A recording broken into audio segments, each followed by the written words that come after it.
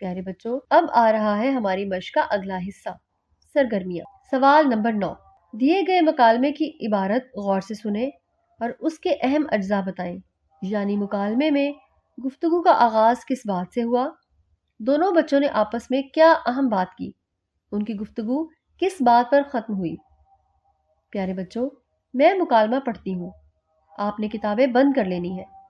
آخر میں آپ نے بتانا ہے کہ مکالمے میں گفتگو کا آغاز کس بات سے ہوا، دونوں بچوں نے آپس میں کیا اہم بات کی، ان کی گفتگو کس بات پر ختم ہوئی۔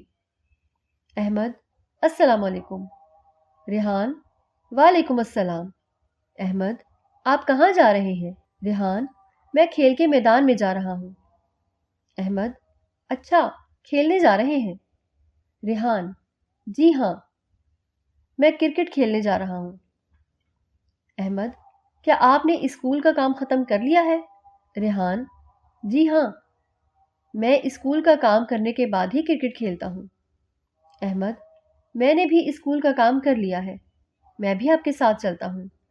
ریحان: جی ضرور۔ سوال نمبر 10، گروہ بنائیں اور کیسر کے دربار کا واقعہ درست تلفظ اور لب و لہجے کے ساتھ بیان کریں۔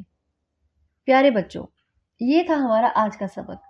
امید ہے کہ سبق آپ کو بہت اچھا لگا ہوگا۔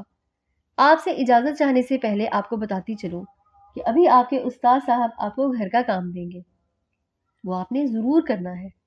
ہاں، اس سے پہلے وہ سبق کا اعادہ بھی کرائیں گے تاکہ آپ کو سیکھی گئی باتیں یاد آ جائیں۔